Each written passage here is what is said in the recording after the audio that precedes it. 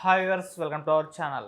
రాహుల్ గాంధీ గారి పైన అంబేద్కర్ గారి ముని మన్మడు టెర్రరిస్ట్ అని చెప్పేసి అన్నాడని ఒక వార్త వైరల్ అవుతుంది. నిజంగా అన్నాడా? మరి ఈయన వెనుక ఎవరున్నారు? సో ఇప్పుడు ఇదే అంశం మీద డిస్కస్ చేయడానికి ప్రజెంట్ మనతో పాటు జర్నలిస్ట్ చరణ్ పర్మి గారు ఉన్నారు. వారితో ఒకసారి మాట్లాడదాం. అన్న నమస్తే అన్న. నమస్తే. అన్న, రాహుల్ గాంధీ గారి పైన అంటే రాహుల్ గాంధీ ఒక టెర్రరిస్ట్ అని చెప్పేసి అనుమని అంబేద్కర్ గారి మునిమన్మడితోటి అనిపించమని చెప్పేసి ఒక వార్త వైరల్ అవుతుంది. మరి ఆయన అన్నాడా? అసలు ఎవరు అనిపించమన్నారు? మరి దీనికి గల కారణం ఏంటి ఏంటన్న ఇష్యూ గురించి? ఇది కొద్దిగా కాంట్రవర్సీ ఇష్యూనే నిజం చెప్పాలంటే. అంబేద్కర్ మునిమనవన్ని ఒక పార్టీ ఈ విధంగా అడిగినట్టుగా ఒక వార్త ఏంటంటే, రాహుల్ గాంధీ అంటే అది కూడా విచిత్రం అనమాట. రాహుల్ గాంధీ అంటే ఇదొక్క విమర్శే కాదు, మరొకటి కూడా ఉంది.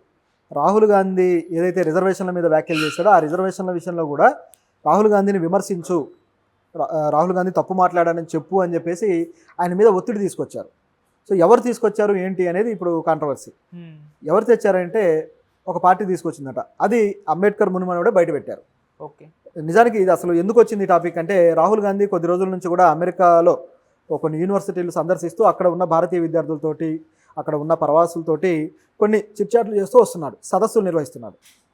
ఇందులో భాగంగా వాళ్ళతో మాట్లాడిన మాటల్లో కొన్ని విషయాలు కొన్ని వివాదాస్పదమైనవి.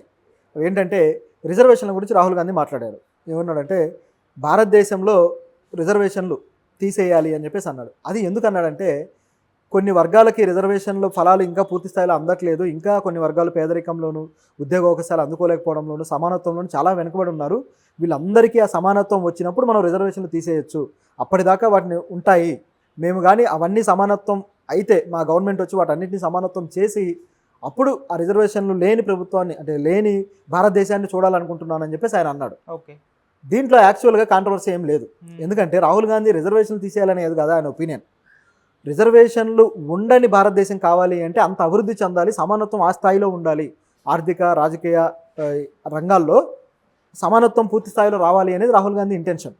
దాన్ని బీజేపీ వాళ్ళు వేరే విధంగా ట్విస్ట్ చేశారు. ఎట్లా అంటే, బడుగు బలహీన వర్గాలు, ఎస్సీలు కావచ్చు, ఎస్టీలు కావచ్చు, మైనారిటీలు కావచ్చు, వీళ్ళకు ఉన్న రిజర్వేషన్లు ఏవైతే ఉన్నాయో వీటిని తీసేసి వాళ్ళని ఇబ్బంది పెట్టాలి, లేకపోతే వాళ్ళకి అన్యాయం చేయాలని రాహుల్ గాంధీ చూస్తున్నాడు అన్నట్టుగా బీజేపీ ఎంపీలు, అమిత్ షా అనేక మంది రాహుల్ గాంధీ మీద దుమ్మెత్తి పోసే ప్రోగ్రాం పెట్టుకున్నారు. అంటే ఆయన వ్యాఖ్యల మీద తప్పుడు అర్థాలు ఇవ్వడానికి ట్రై చేశారు. దీంతోపాటు వాళ్ళ పార్టీలో ఉండే బీజేపీ పార్టీలో ఉండే ఎస్సీ సెల్ కావచ్చు, అలాగే మైనారిటీ సెల్ కావచ్చు, వీళ్ళ అధ్యక్షుల నుంచి కూడా విమర్శలు వచ్చేలాగా మాట్లాడించారు. ఈ స్థాయిలో దీన్ని ట్విస్ట్ చేయడానికి ట్రై చేశారు. కొంతమంది నమ్మారు కూడా. సోషల్ మీడియాలో ఎట్లా ఉంటుందంటే, గొర్రెల్లాగా ఏదైనా వస్తే దాన్ని నమ్మడానికి రెడీ అయిపోతారు, ఫ్యాక్ట్ చెక్ కూడా చేసుకోవట్లేదు. ఇది ఇక్కడ ఉన్న పరిస్థితి. అయితే ఆయన వ్యాఖ్యల్లో ఉన్న ఉద్దేశం వేరు, అది అప్లై చేసిన వీళ్ళు మాట్లాడిన విధానం వేరు. ఇదే విషయంలో అనేక మంది బీజేపీ ఎంపీలు మాట్లాడారు. దీని విషయంలో అంబేద్కర్ మునిమనవడు రాజారత్నం అంబేద్కర్, ఆయన కూడా మాట్లాడాలి.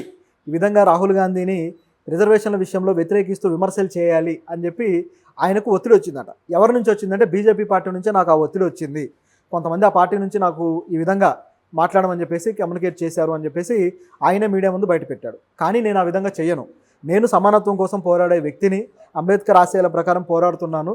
ఆయన ఏమన్నాడు ఏంటి అనేది నాకు తెలుసు, దాంట్లో క్లారిటీ ఉంది. నన్ను ఎవరు నా పై అధికారిలాగా నన్ను ఎవరు వచ్చి హుకుం జారీ చేస్తే మాట్లాడే వ్యక్తిని కాదు నేను అని అంబేద్కర్ గారి మునిమనుడు చాలా స్ట్రాంగ్గా రిటర్న్ కౌంటర్ ఇచ్చాడు. ఓకే, దాంతోపాటు బీజేపీ పార్టీకి అనుకూలంగానో, లేకపోతే కాంగ్రెస్కి అనుకూలంగానో, లేకపోతే వ్యతిరేకంగానో మాట్లాడే టైప్ కాదు నేను. నాకు బీజేపీ ఎంతో, కాంగ్రెస్ కూడా అంతే. ఎవరు తప్పు చేసినా నేను విమర్శిస్తా, కానీ ఇక్కడ విషయం ఏంటనేది నాకు తెలుసు అని చెప్పేసి ఆయన అన్నాడు. సో ఇది బీజేపీకి చాలా పెద్ద కౌంటర్. దానికి అమిత్ షా మళ్ళీ తిరిగి, మేమేమి ఆయన్ని ఇలా అనమని అడగలేదు, మాకేం అవసరం లేదు, రాహుల్ గాంధీ మాట్లాడింది తప్పే అని చెప్పేసి వీళ్ళు ఆయనకు రిటర్న్ కౌంటర్ ఇవ్వడానికి ట్రై చేశారు. కానీ వాస్తవం ఏంటనేది అందరికీ తెలుసు. రాహుల్ గాంధీ గారు మాట్లాడిన విషయాన్ని ఇట్లా డిఫరెంట్గా ప్రొజెక్ట్ చేయడం కోసం బీజేపీ తన శక్తుల్ని, తన ఐటీ సెల్ని, తన సోషల్ మీడియాని బాగా వాడుకుంది. ఇలా అంబేద్కర్ మునిమనవడి చేత వ్యాఖ్యానింపజేస్తే దేశంలో ఉన్న దళిత బహుజన వర్గాలందరూ కూడా ఒక్కసారిగా రాహుల్ గాంధీకి యాంటీ అవుతారు అనేది వాళ్ళ స్కెచ్. ఓకే, ఆ స్కెచ్ కూడా పారలేదు, రివర్స్ కొట్టింది. సో అది ఇక్కడ మైనస్ అయిందనమాట. ఆ స్కెచ్ పారకపోయేసరికి వాళ్ళు ఆత్మరక్షణలో పడ్డారు. సో ఇట్లా ఈయన రియాక్ట్ అవుతాడని, ఈ విధంగా ఈ విషయాన్ని బయటకు తీసుకొస్తాడని బీజేపీ కూడా ఎక్స్పెక్ట్ చేయలేదు. దళితులకి వీళ్ళందరికీ మేము న్యాయం చేస్తామని చెప్పుకున్న బీజేపీయే ఈడబ్ల్యూఎస్ ఇటువంటివి కూడా తీసుకొచ్చింది రిజర్వేషన్లో. సో ప్రైవేటీకరణ చేస్తూ రిజర్వేషన్లకు గండి కొట్టే ప్రయత్నం కూడా చేస్తూ ఉన్నారు. అవును. ఇవన్నీ జరుగుతూ ఉండగా అంబేద్కర్ మునిమడు అంత అమాయకంగా వాళ్ళ బుట్టలో పడతాడని వాళ్ళు అనుకోవడం అమాయకత్వం. సో ఈ విషయంలో ఆయన కౌంటర్ అయితే మెచ్చుకోదగ్గది. ఓకే. అన్నకి ఇటు రాహుల్ గాంధీ గారు కూడా అమెరికాలో ఉండగా సిక్కుల పైన చేసిన కామెంట్స్ ఎంత కాంట్రవర్సీ క్రియేట్ చేసో తెలిసిందే. సో ఆ ఇష్యూ గురించి ఏం చెప్తారు? సిక్కుల మీద ఆయన కామెంట్లు కూడా అవి కూడా బీజేపీ స్టైల్ ఆఫ్ ట్విస్టింగ్ అన్నమాట. ఓకే. ఆయన ఏమన్నారంటే సిక్కులు తలపాగా పెట్టుకోవడానికి కూడా భయపడుతున్నారు, సిక్కులు వాళ్ళ ఆత్మరక్షలో పడిపోతున్నారు, సరైన వాళ్ళు. ఎందుకంటే సిక్కులకి ఒక 5 రకాల పద్ధతులు ఉంటాయి. ఖల్సా అంటాం దాన్ని. తలపాగా కావచ్చు, ఖడ్గం కావచ్చు, ఇటువంటి ఒక 5 రకాల పద్ధతులు ట్రెడిషనల్గా వాళ్ళు మెయింటైన్ చేస్తారు. అంటే ఒక వారియర్ స్టైల్ వాళ్ళది. అది గడ్డం కావచ్చు, కేశం, ఇటువంటి 5 రకాల కా అనే పదంతో వచ్చేవన్నీ కూడా ఉంటాయన్నమాట. వీటిని సాంప్రదాయ పద్ధతిలో అనుసరిస్తూ ఉంటారు. వీటిని అనుసరించడానికి కూడా వాళ్ళు భయపడుతున్నారు భారతదేశంలో అనేది రాహుల్ గాంధీ గారి ఆరోపణ. దానికి బీజేపీలో ఉన్న సిక్కు సెల్ సంబంధించిన కొంతమంది లీడర్లు, బీజేపీ ఎంపీ ఒక ఆయన రియాక్ట్ అయ్యారు. రవనీత్ సింగ్ అని చెప్పేసి ఎంపీ రియాక్ట్ అయ్యాడు. ఆయన ఏమన్నాడంటే రాహుల్ గాంధీ టెర్రరిస్టు, అసలు సిసలైన టెర్రరిస్టు, ఈ విధంగా ఎట్లా మాట్లాడతాడు సిక్కుల గురించి అని చెప్పేసి భారీ స్థాయిలో విరుచుకుపడ్డాడు.